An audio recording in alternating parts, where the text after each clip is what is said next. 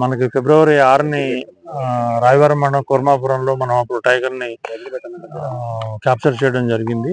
ఆ తర్వాత మనం పాపకొండ నేషనల్ పార్క్లో రిలీజ్ చేయడం, అది ఇంతవరకు అడవి ప్రాంతంలో తిరిగింది.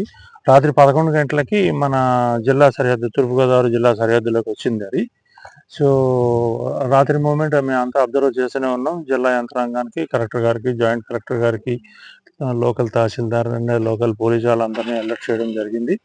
సో ఇప్పుడు ఈ మన వెనకాల కనిపిస్తున్న పాండవుల మెట్ట అనే ఏరియాలో ఉన్నట్టుగా మాకు కాలర్ సిగ్నల్స్ వస్తున్నాయి.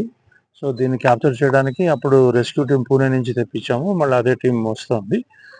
సో వాళ్ళు వస్తే మనకి ఈజీగా ఏ కండిషన్లో ఉన్నా వాళ్ళు ఎక్స్పీరియన్స్డ్ పీపుల్ కాబట్టి వాళ్ళు డార్టింగ్ చేయడానికి అవకాశం ఉంటుంది. దీనికి సంబంధించి చీఫ్ వైల్డ్ వార్డెన్ గారు మనకి పర్మిషన్ ఎప్పుడో ఇచ్చేశారు, 2 months బ్యాక్ నుంచి ఇచ్చారు దానికి. సో అన్నీ రెడీ చేసుకుంటున్నాము.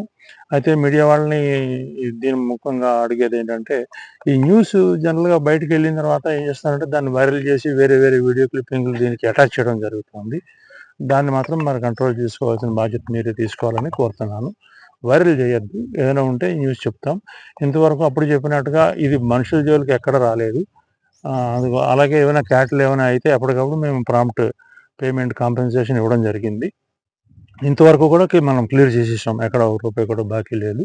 సో ప్రజలు దీనికి సహకరించండి, ఒంటరిగా తిరగద్దు, అండ్ నైట్ అవర్స్లో జాగ్రత్త. అది జనరల్గా ఎప్పుడైనా హంటింగ్ ఎప్పుడు చేస్తుంది అంటే ఎవ్రీ 3-4 డేస్కి మాత్రమే ఆహారం తీసుకుంటుంది, డైలీ తీసుకోదు అది.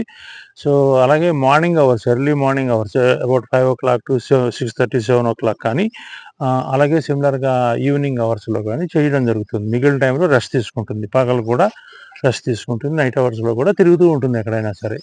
సో ఆ సమయాలలో మన వాళ్ళు జాగ్రత్తగా ఉండండి, ఒంటరిగా వెళ్ళొద్దు అని సభాముఖంగా మీడియా ముఖంగా చెప్తారు.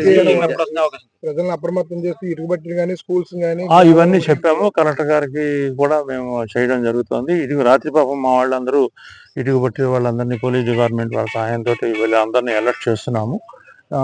మీరు కూడా ప్రజలు కూడా మన తహసీల్దార్ గారి డైరెక్షన్స్లో వాళ్ళందరికీ చాలా జాగ్రత్తగా ఉంది.